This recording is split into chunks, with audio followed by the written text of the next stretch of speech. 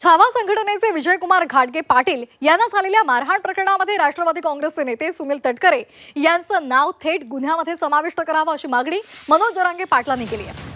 परळी इथे महादेव मुंडे यांच्यावर जसा खुनाचा कट रचला होता तसाच कट विजयकुमार घाटगे यांच्या बाबतीत सुद्धा रचण्यात आल्याचा आरोप करत या प्रकरणामध्ये सुनील तटकरे यांचं नाव आलं पाहिजे आणि मकोका अंतर्गत कारवाई झाली पाहिजे अशी ठाम भूमिका जरांगेंनी घेतलेली आहे।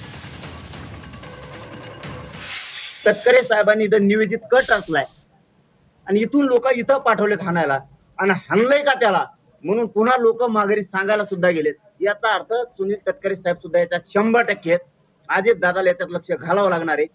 हे काय हे नवीन न्यू आका तटकरे साहेब न्यू आका दुसरं कोण